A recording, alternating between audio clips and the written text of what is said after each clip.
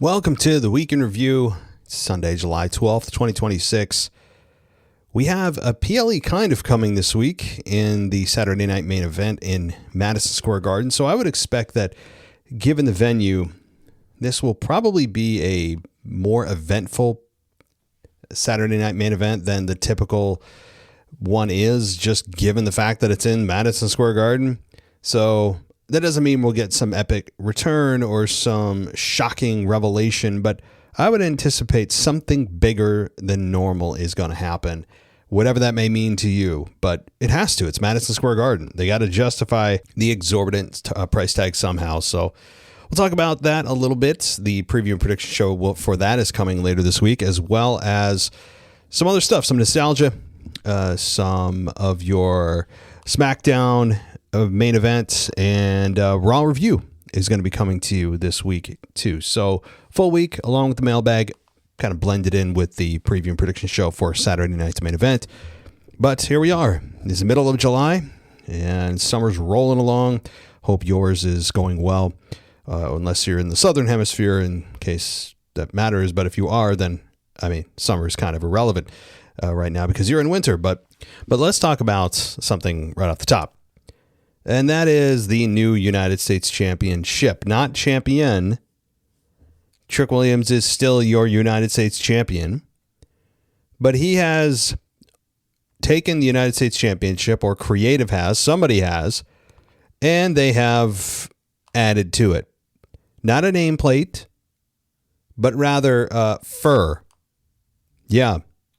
We are now taking championships and adding fur to them as a dude. I don't want to hear about John Cena's Spinner Championship as some kind of defense for this. That was an abomination in and of itself. Even wrestlers have come out and said that was horrible. That is not a defense, because even in that moment, in that time, I thought it was a horrible idea. I thought it was nothing more than marketing. And it turns out that for a lot of you, I'm guessing I am on your side on that. But some of you liked it. This championship is kind of for marketing, but it's also just for the sake of putting someone above the championship. That's what this does anytime you customize a championship to this level. Again, I'm not talking about nameplate. I'm not even talking about, you could say, well, Stone Cold had his smoking skull belt. Yeah, first of all, that thing was fucking awesome. It sold like crazy. It completely fit him. It was badass. He didn't take the championship and modify it. He created his own.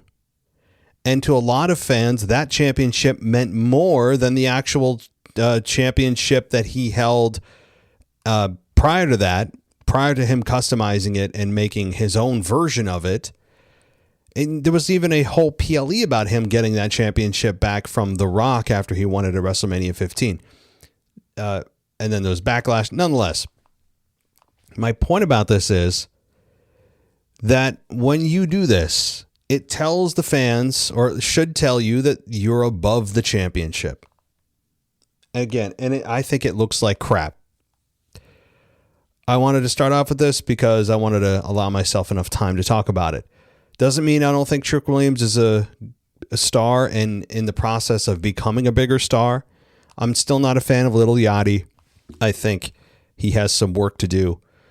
But he's got a presence on TV. Good in the ring. Very good in the ring. He could have done without the gingerbread garbage. Now that is behind everybody, thank God. But it just is also, and I don't even know if I really put this on Trick. I don't know who is responsible for this. Maybe it's a collaborative effort. But it is just so on the nose and on brand for how TKO treats professional wrestling. I don't want to hear again about John Cena's championship, his spinner belt. I hated it then. I hate it now. I don't want to hear about Austin. Different time, different reason he did that. He wanted it to look more badass, and it was. With John Cena, they did it to market championship titles to children and make it look like a toy. I hated it then. I hate it now. This, I can't see anyone purchasing. This is not even for really marketing. But what it does say, as I was saying in just a few moments ago, TKO, as on brand as they are, just continues to disrespect everything that is professional wrestling. They have no respect, probably even knowledge of the history of professional wrestling. Their executives have exposed themselves time and again of when they just don't understand pro wrestling. They say things that don't make sense if you're not a wrestling fan. Nick Khan has done that many times.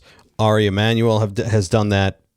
They just have no respect. That's the biggest problem I have, I think, with their entire purchase, is they have slowly eroded away and shown the fans they have no respect for the fans. They have no respect for families coming to the events, because they have Mark Shapiro, president, has said he has, as such, they're not marketing to families, which is just a stupid move from so many different angles. But they have flaunted in your face while you're at events about how much money they've made, like from you at that moment. And if you don't know what I'm talking about, look at the past events, especially the bigger events where they've said the largest gate, that means how much money they've brought in gross, is the largest amount of money they've ever brought in for a live event, that those people are attending and cheering like morons. But it's insulting to your intelligence. And then you take the advertisements thrown in your face from start to finish of every program. You get those 4-minute beautiful ad blocks in the middle of the PLEs from an app you're already paying $30 a month to subscribe to. And then when you're done with those 4-minute ad blocks, you'll come back to a commercial that a WWE star is promoting, whatever that sponsorship may be at the moment, from Slim Jim to, I don't know, Motor Oil, whatever the hell it is. I'm dating myself because back in the day, I can remember Castrol GTX was the motor oil that was like constantly sponsoring Monday Night Raw. Anybody remember the Castrol GTX? Maybe it's I'm just kind of a very specific memory to myself. But my point is, you go from 4-minute ad block to back to commercial break. And then when the wrestling starts, you get a 10-minute entrance, 5 minutes of wrestling, of which you have pillar to post ads in your face that are stitched into the ring apron to the side of the ring. You have the prime little drink stand that's by the announcers. It's everywhere all the time in your face. Totally a disrespect to the business. It just is. And then you take that and you have the executives of TKO saying they don't pay attention to the negativity, trying to be revisionist historians by telling us that, well, The Rock was supposed to be in that tag team. We planned for that all along, which we all know is bullshit. They're completely spitting in the face of fans' intelligence and hoping we don't care, or if we do, they don't care. But also telling us that we should just shut up and watch wrestling at the same time. That, which of course makes no sense. You either pay attention or you don't. If you don't pay attention, then you shouldn't be worried about what we say online, right?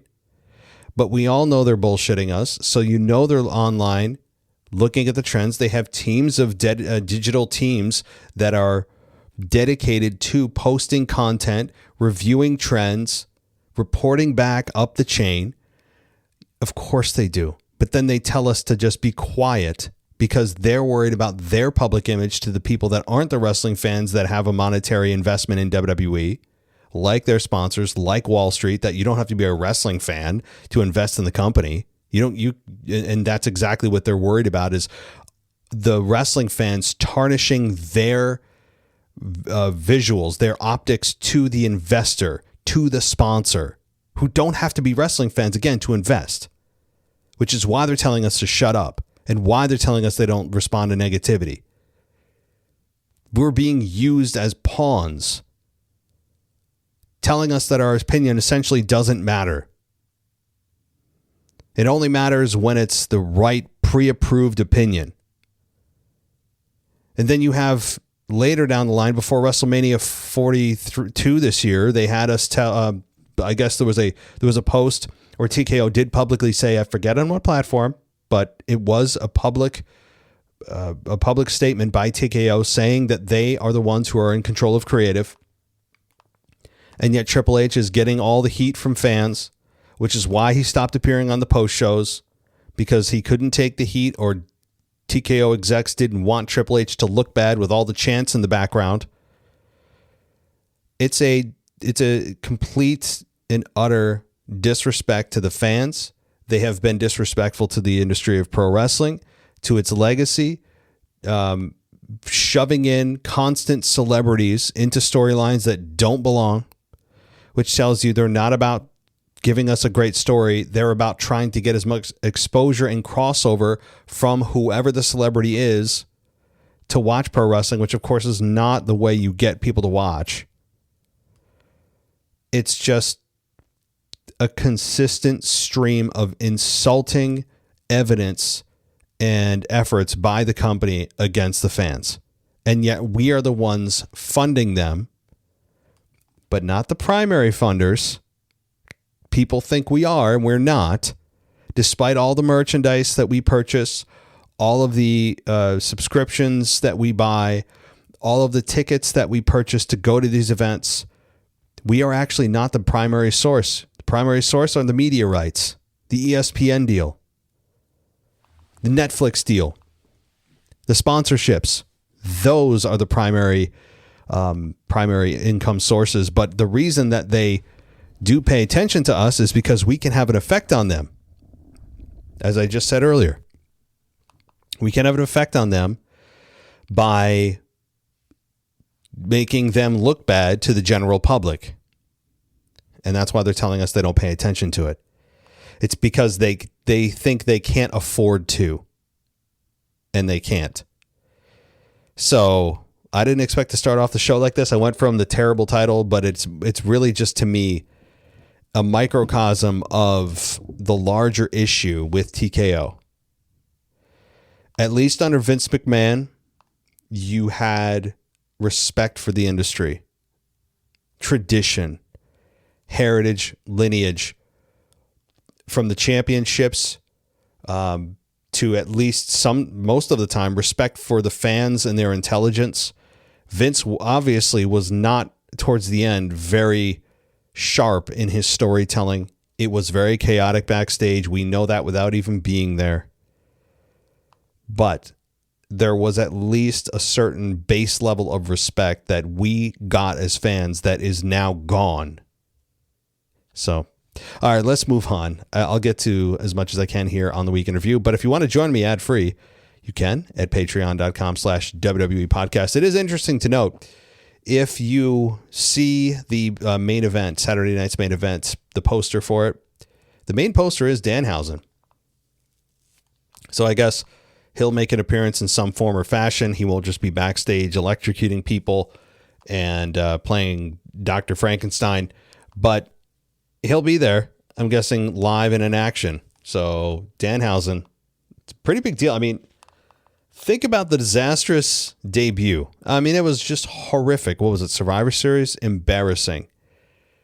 And it to me is one of the worst debuts of all time in WWE, bar none. But he resurrected, pun intended, and he is now on the poster for Saturday night's main event for Madison Square Garden. Good for him. All right, so let's get to some SmackDown stuff. I've obviously already talked about the belt with Carmelo Hayes, or rather Trick Williams. Just horrendous. So let's continue. Let's start off with SmackDown. He welcomed the fans to SmackDown, and he introduced CM Punk. And Punk had a black eye, said he missed the fans. And he'd been negotiating with WWE management and NBC Universal for the past few months about moving to SmackDown. And he credited all this with helping with those negotiations, and said that when a championship opportunity falls out of the sky, he catches them. So I guess WWE management and Universal, what we're supposed to infer from this is that they gave him a championship opportunity because he's moving to SmackDown. But that makes no sense because in the context of the story, Cody Rhodes was attacked by Gunther backstage, which led to the reason that Sami Zayn needed an opponent for Raw.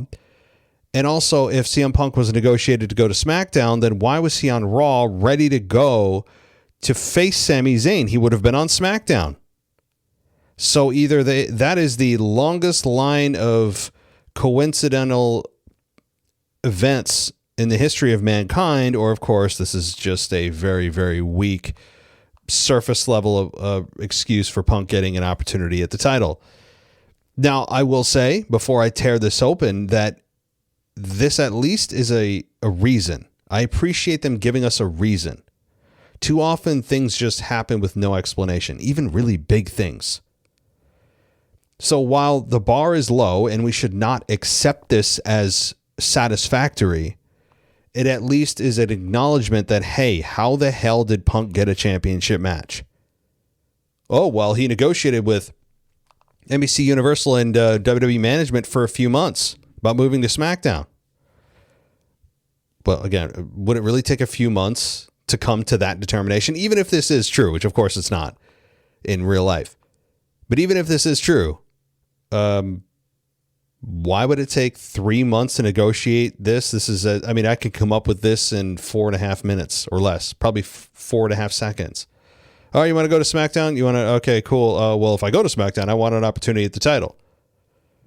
Also, there is no real brand split because people come and go as they please with absolutely no consequence. But we're all supposed to ignore that. I will not continue to ignore it because it is a gaping hole in their logic.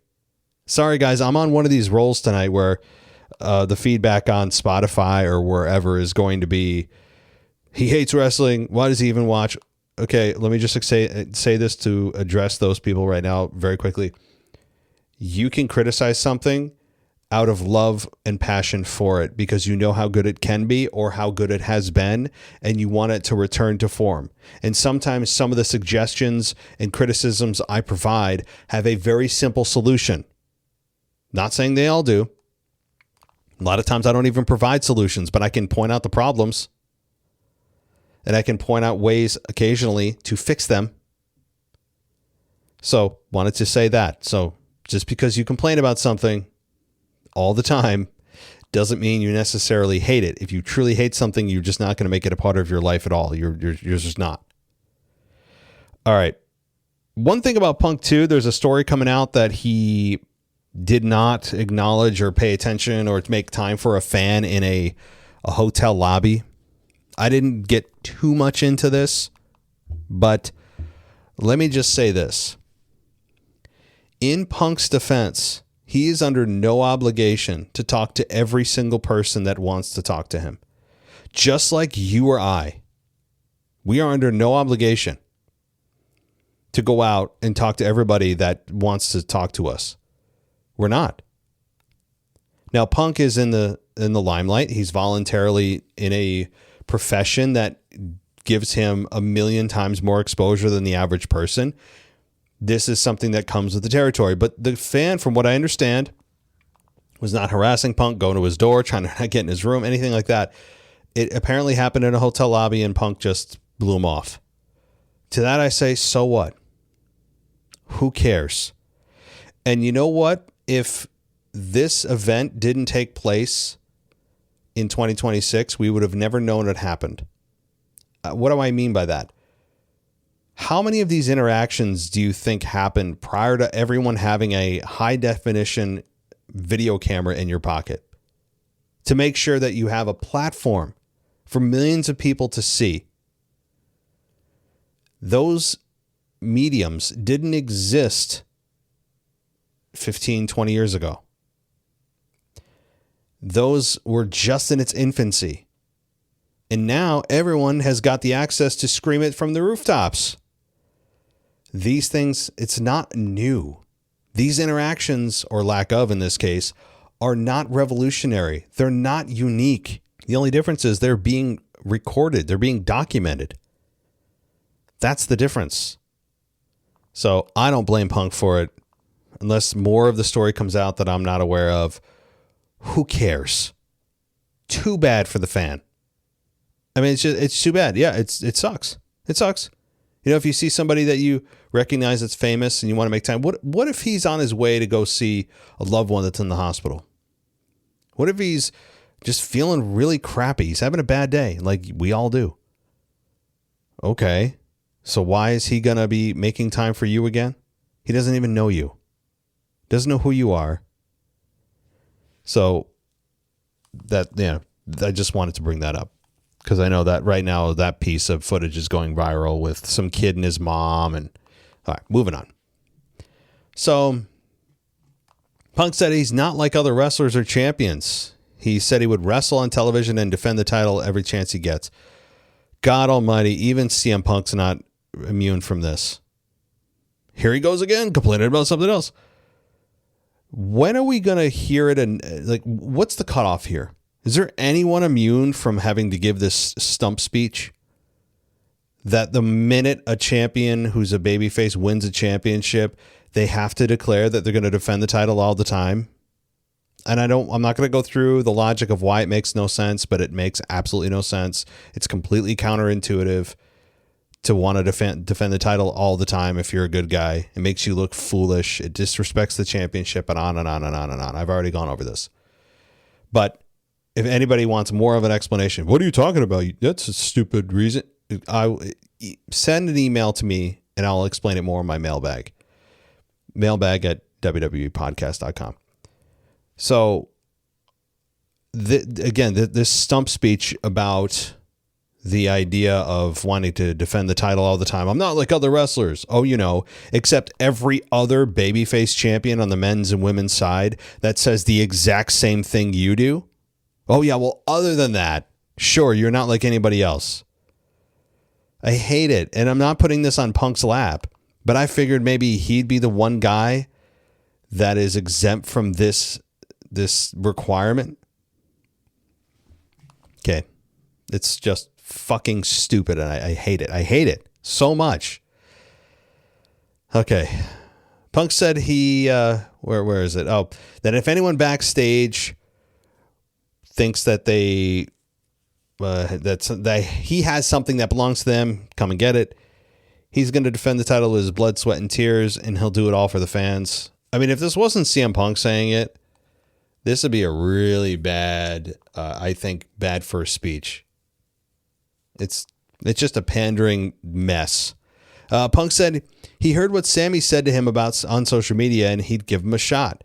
And he said he might regret saying Gunther's name, but they're not strangers, and they both remember what happened the last time they wrestled. And he recalled going to war with Finn Balor. And he said he met Balor in his home country, and then in his hometown of Chicago. And Punk said they could do it again on neutral ground. Mentioned Damian Priest, and Cody Rhodes comes out, smiling, hitting his pyro cues, hugging fans, sign. I mean, for all the criticism he gets of very much looking like a politician, this is what politicians do. He speaks like a politician. He actually walks to the ring like one. You couldn't in a factory design a guy that looks more like a politician than Cody Rhodes. Acts, speaks, moves, everything. From top to bottom, he is your factory setting of a politician in terms of if you want to put a politician in pro wrestling. But he comes out, and not even only that. I mean, that's been criticized of him, I think, by, who was it, Drew McIntyre on air, that he looks like a politician and talks like one. What I have more of an issue with is, besides how he looks and everything, it's you just lost the title. You lost the title. Sami Zayn is crashing out after he lost the title. Cody Rhodes got beat up by Gunther, didn't get his rematch, and he's coming out and just like nothing happened. If this is supposed to be one of the most important things to you in your life, can you at least act like it? Maybe forego your little pyro cue every time, especially when something happens like that. And instead you have Sami Zayn on the other end of the spectrum. I mean, lighting up fires, getting attention, going viral, doing what someone should do occasionally when they lose a championship. That's how you should act. That's how Cody, if I'm supposed to believe that it's so important to him and it's not just an accessory, why are you, like, you would not know from week to week if I just took footage not dated from SmackDown this past Friday and last Friday to, I don't know, 6 months ago when he wasn't champion. You would not know the difference. There is no difference no matter what happens. And it's infuriating. But let's continue. All right, I know I'm going really slow tonight and doing a lot of bitching, so I'm sure some of you are just loving this, others are hating it. So kind of give and take tonight. Okay, so I'm not going to go through the lines that they said other than to say that Cody challenged Punk. Punk said when, bam, we got a SummerSlam main event. Okay, seems like that's locked in. Seems like there's not going to be a fatal four-way, as we all saw the end of the show with Aldis and Gunther. Now, you could have Sami Zayn inject himself into this to make it a triple threat. You could. And maybe they do. But it looks like with Sami Zayn's crash out, he may be going away for a little while. And it even said, I think Sami said that on his social media. He said that he's going to take a break for his mental health or something. So if that's the case, then yeah, this is one-on-one. Punk, Cody, we got a main event. And they even mentioned, Cody and Punk did, that this, when they thought they were going to first meet, it would be at WrestleMania. And we all did too. But they're trying to make SummerSlam the WrestleMania of the summer. And this is a good way to do it. We know that they are going to be able to work very well together. You do wonder who's coming back to interfere and screw somebody. Or if Punk's turning heel, there's a big time reason that this is happening. And not just for the fact of it's the biggest event you could put together. We all know that. And it's certainly why they did not put the belt on Sami Zayn going into SummerSlam, because he's not, quote unquote, a money player. That is true. There's just no way around it. I don't think you could look at this and go, well, that's just storyline. No. With how serious TKO takes their money and how desperate they are for it, you know that this is a real thing. They literally took the belt off of Sami because they don't think it's going to be able to help sell tickets to SummerSlam. That's the reason. They said he's a good talker, he's a good wrestler, he's a good in-ring guy, but hey, he's not our guy. He's not a money player. And I understand that logic, but why don't you give him a chance? As CM Punk said famously once on the podcast, what was it? Back in 2014. It was the podcast he did right after he left WWE, and it blew up the world. Colt Cabana, that's what he did. And he was talking about how WWE wouldn't make him champion. And he would say, hey, how do you know? Why don't you give me a chance? Same thing here for Sami. How do they know that fans wouldn't be more intrigued by Sami? How do they know fans wouldn't be? Well, they'll say, well, the fans internally would be, but it's not going to bring any outside people in. But see, the big names on the outside, if you've already seen, let me explain this to TKO, because I'm totally sure that they are playing this at their next board meeting. You have been running Cody Rhodes out there for 4 years as the main event, give or take, barring some injuries and occasional blips of him not being champion. For the first couple of years, of course, it was his story and all the rest. But for the better part of, say, even 2 years, you've been running him out there, main eventing every PLE under the sun. Multiple WrestleManias. And he got mixed up with The Rock. Doesn't get bigger. At this point, if people who aren't really into wrestling or maybe who are coming back, if they have heard Cody Rhodes' name already, and they have, and they're not coming back for Cody Rhodes, then they're not coming back. Cody Rhodes isn't drawing any more new people in. But you know what? Sami Zayn, yeah, he doesn't have as much name recognition. But if they see Sami Zayn is in the main event of SummerSlam, you're going to have some people going, who? Other people going, what? Really? What's going on? I know who he is. I dropped out of wrestling, but I know who he is. How did he get to that level? And then you might even have some people who, piggybacking on that excitement, are going, what? Who's this guy? I don't even know his name. I've never heard of him. I didn't watch wrestling, blah, blah, blah. But I'm going to check it out, you know? Sometimes you don't know what you don't know.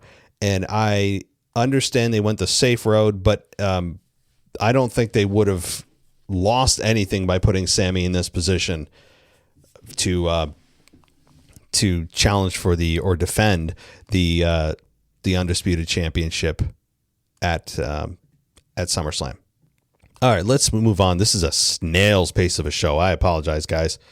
Okay, let's get to the matches real quick. Finn Balor, Tama Tonga. And the match was 10 minutes with Finn Balor winning after the coup de grace. We had, let's see, the next match of Royce Keys and Jimmy Uso, with Jimmy Uso beating Royce Keys in 9.5 minutes. That happened after Fatu tossed Solo over the barricade. And in the ring, Jimmy speared a distracted Keys and got the victory. So Jimmy beats Royce Keys. And then after the match, Fatu got Solo in the ring, stomped him in the corner, and Keys spun Fatu around, and he looked remorseful. And then he super kicked Keys, and Fatu followed up with a standing senton. Jimmy slid a chair in the ring, and Fatu placed the chair around Solo's head, but he stopped and said the next time that he was in this ring, if he kept messing with him, essentially, he won't stop. Yay, more Samoans fighting each other. It's just compelling. But we had Sami Zayn's social media video. That was shown, of course, with some bleeps and blops, right, because of the cussing. And then we had, it's Kathy Kelly interview CM Punk backstage.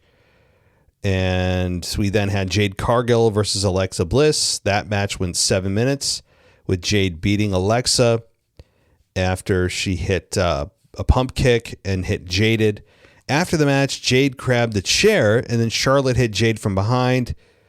B-Fab and Michin attacked Flair, who put them both down, and then Jade caught Flair with a weak kick. It was pretty weak. And B-Fab and Michin then beat down Flair and wrapped the chair around Bliss's left arm and snapped it. And Barrett said that he suffered from an injury after he suffered an injury like Bliss, and he was out for 6 months. So Alexa Bliss is double jointed. In case anyone didn't know, they have done this before with Alexa, and it looks just horrendous. I mean, it's brutal. My God. It's a great visual. It's a very disturbing visual when Alexa does this, but it's not the first time. And I have no issue with it. I don't. It gives Jade and her group an edge. It gives them a viciousness. And I like that. They need to keep some things moving. They've felt a little flat over the last few weeks. So snapping Alexa Bliss's arm, hey, that's something in the right direction. All right. This is when we had the belt. I won't talk about that because we already went through it. And I'll leave it there. But the one part that did come out of this segment, beyond the stupid belt, is Baron Corbin.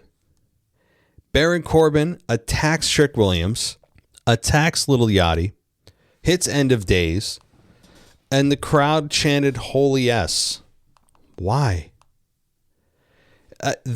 Hey, I don't hate Baron Corbin. I find him bland, which is, I think, how most fans kind of feel.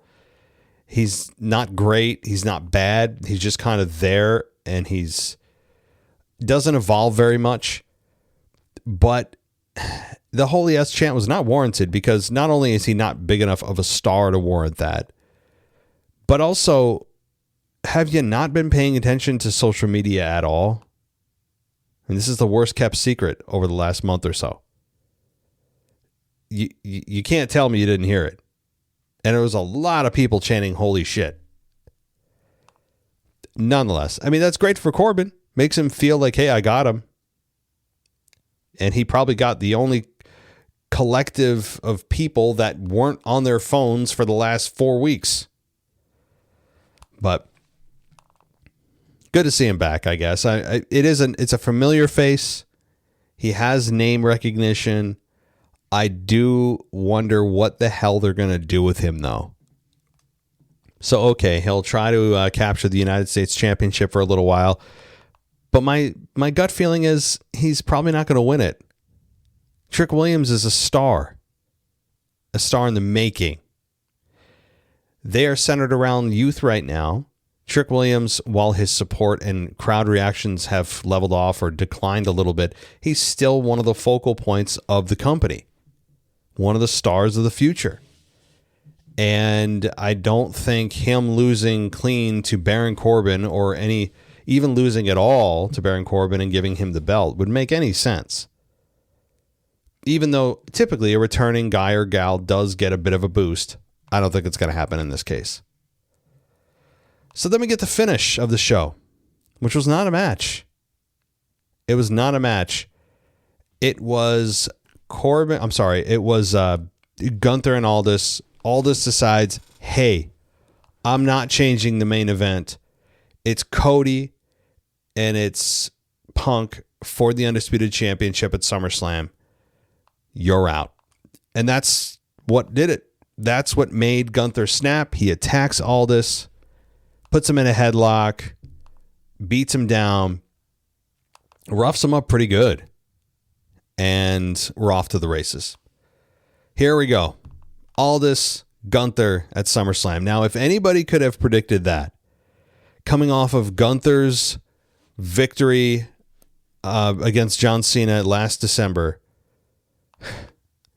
could you have ever? What has Gunther done significantly since he beat John Cena?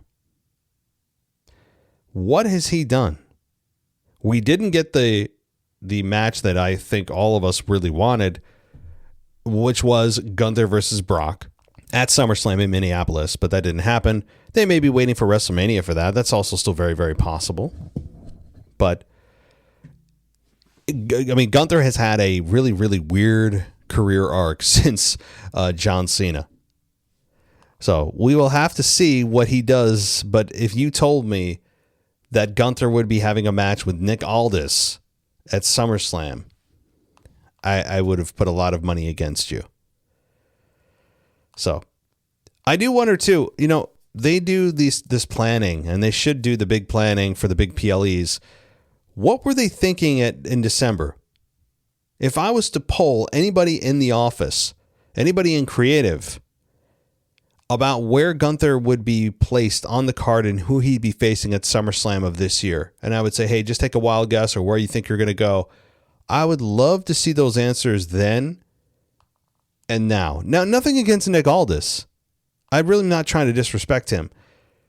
He is a former wrestler, now he's going to be facing Gunther. We know that.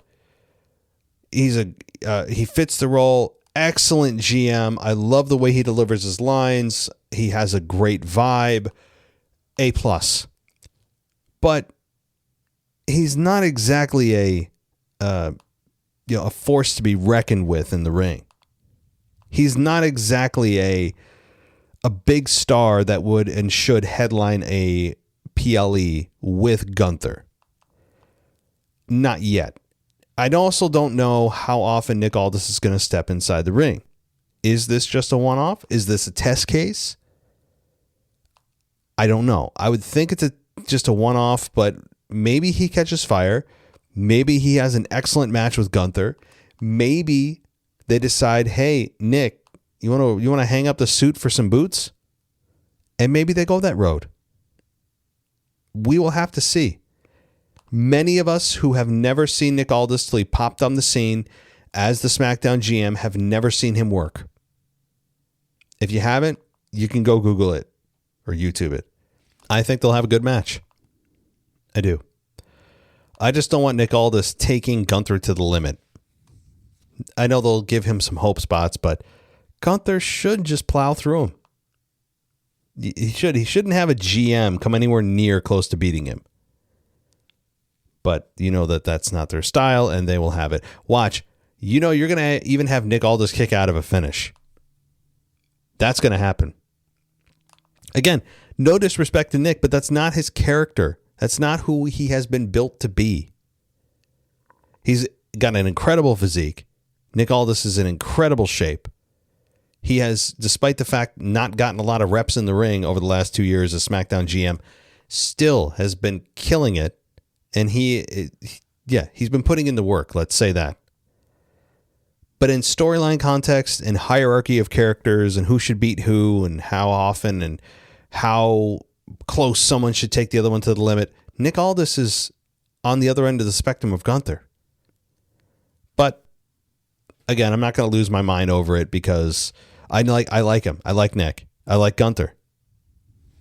And it's just not where I thought Gunther would be. It's not where you thought, I thought, and probably most of creative, if you asked them in December, where Gunther would be at SummerSlam 2026. Doesn't mean something can't happen. Doesn't mean Gunther and Brock can't run into each other backstage, or Gunther and somebody else. I don't mean to make it just Brock or Gunther or nothing. I want, it's Brock and Gunther or bust. No, but Brock and Obafemi, I'm glad they'll be finally moving on. And is it going to be Brock Lesnar's final match? Sounds like no. Probably not. There's also too much Saudi money to be left on the table. Brock Lesnar is trying to earn as much as he can, and good for him, before he does truly ride off into the sunset. And Saudi Arabia has got endless amounts of cash. So we'll see if that tempts him to continue his career. All right, let's just rocket through some Monday Night Raw. One of the highlights, obviously, is the Vision. Maxine Dupree joining the Vision regaining the Tag Team Championships. So that's obviously a big deal. A Seth Rollins promo that did not go well with LA Knight. I wasn't a huge fan of it, but I wasn't as down as many people were on it. I thought it was okay. I think LA Knight can slow down. I think I talked about that on my Raw review as well, that LA Knight just he trips over his words too much, and I think he can mitigate some of that by just simply slowing down and thinking about what he's going to say. But what the hell do I know? So we also had, let's see, what else? What are the matches here? We went to the Street Profits, well, not the Street Profits, the Soruka Raquel Rodriguez match for the Women's Intercontinental Championship. That went 10 minutes with Soruka beating Raquel. And we had Obafemi and Paul Heyman exchange words. And that was pretty much it. As far as big moments on the show, we had Bayley respond. That was not exciting. And then we all know what happened with CM Punk and Sami Zayn, which is the biggest, by far and away, the biggest news item coming out of Monday Night Raw. So, big week it is, because we kind of have a PLE here. It's as big of a Saturday night main event as it really can be, given the location of the show. And then we have SummerSlam coming up in just a couple weeks. So that'll be here before we know it.